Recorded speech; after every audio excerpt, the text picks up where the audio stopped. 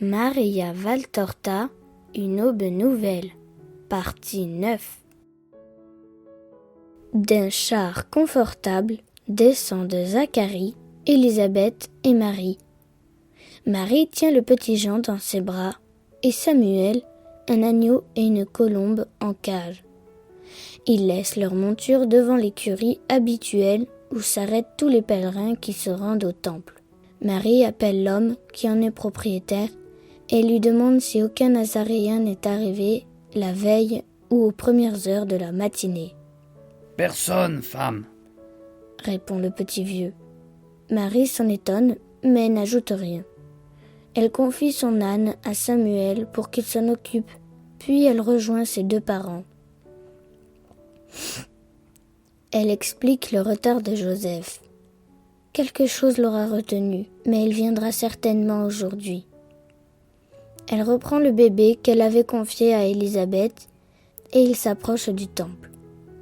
Zacharie reçoit les honneurs des gardes, les saluts et les compliments des autres prêtres.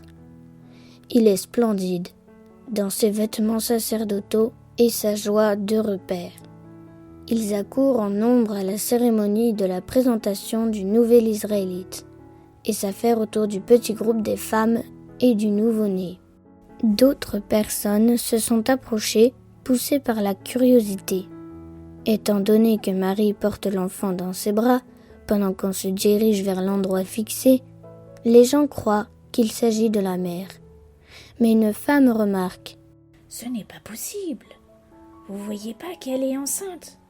Le bambin n'a que quelques jours, et elle est déjà grosse. » Pourtant, rétorque un autre, il n'y a qu'elle qui puisse être la mère. L'autre est trop âgée, ça doit être une parente, mais on ne peut être mère à l'âge qu'elle a.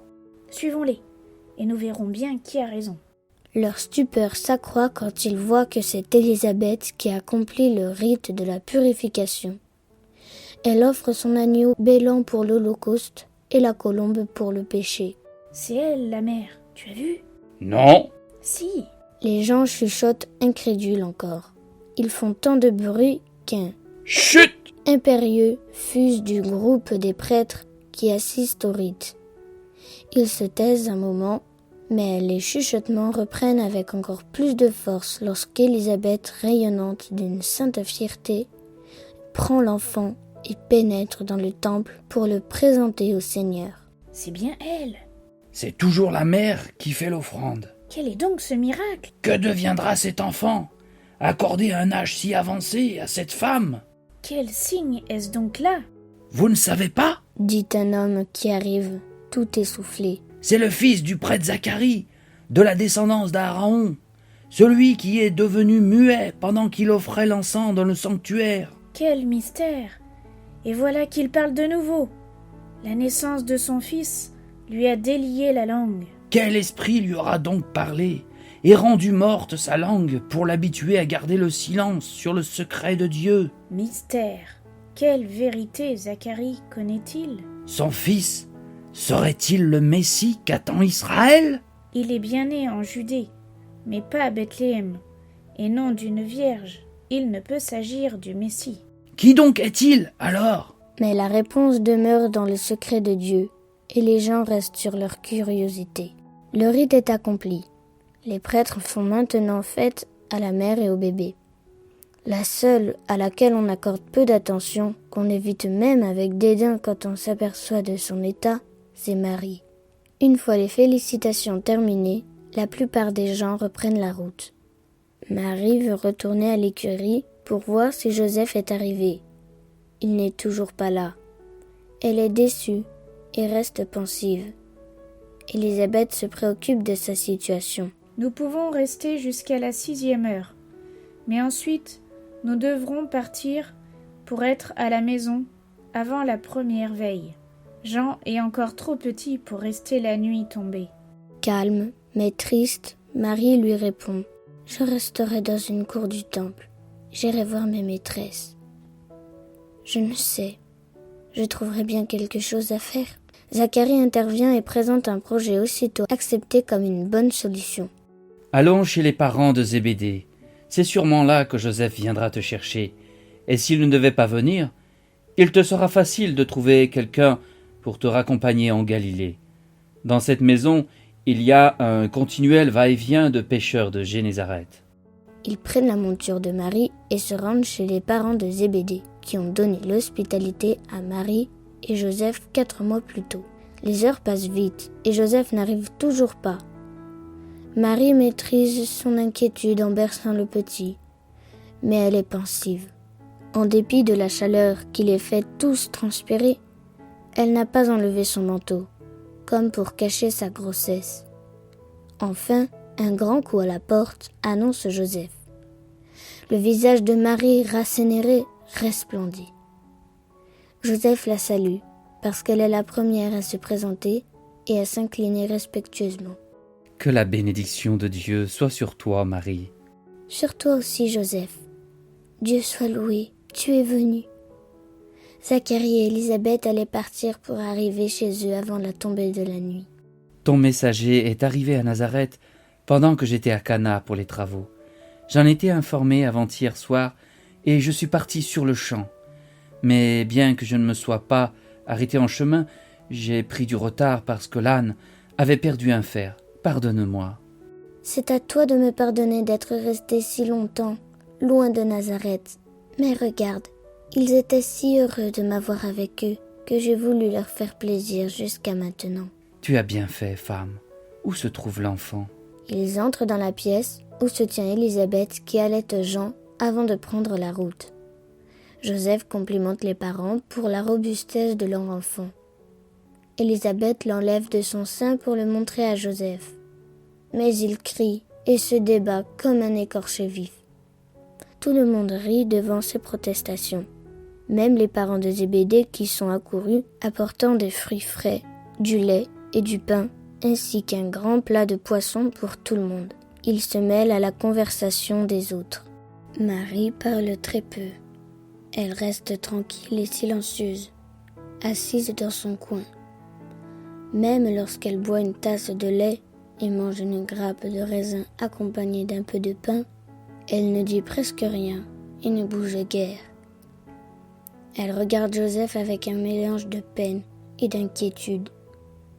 Lui aussi la regarde. Après quelque temps, il se penche sur son épaule et lui demande : « Es-tu fatigué ? Souffres-tu ?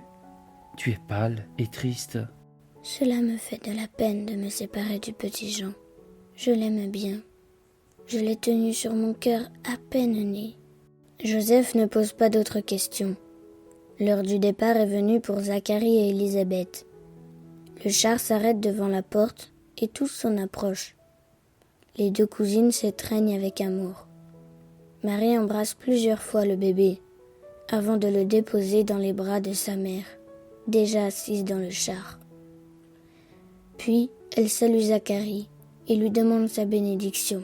Lorsqu'elle s'agenouille devant le prêtre, son manteau glisse de ses épaules et sous la vive lumière de cet après-midi d'été, ses formes apparaissent.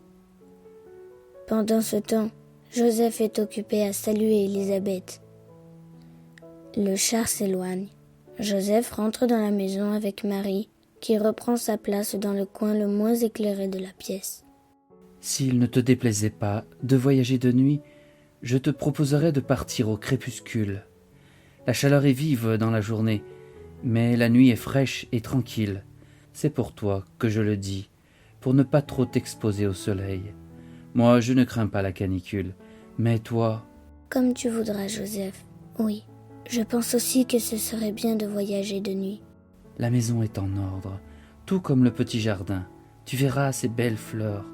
Tu arrives à temps pour les voir toutes fleuries. Le pommier, le figuier et la vigne portent plus de fruits que jamais, et j'ai dû mettre des tuteurs aux grenadiers, tant ces branches sont chargées de fruits déjà bien formés.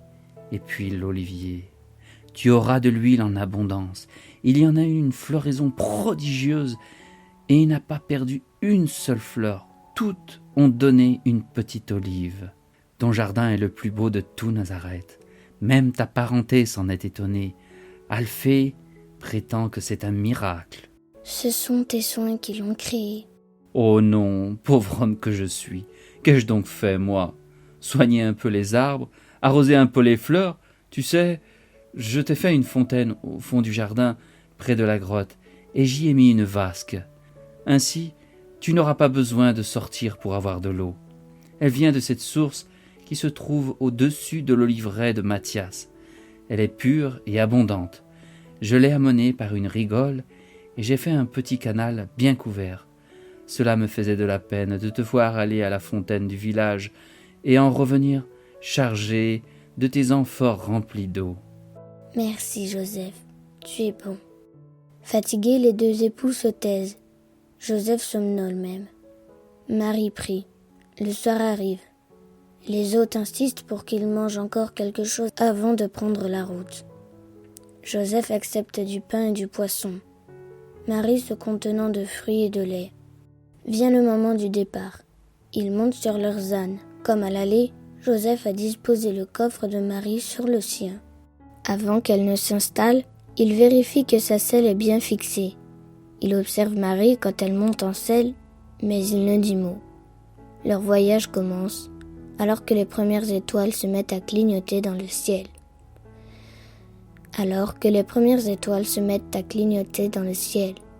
Ils se hâtent vers les portes de la ville pour les atteindre avant qu'elles ne soient fermées pour la nuit. Ils sortent de Jérusalem et prennent la grande route en direction de la Galilée. La campagne est silencieuse. On n'entend que les sabots des deux ânes qui avancent en cadence sur la route durcie par la sécheresse de l'été.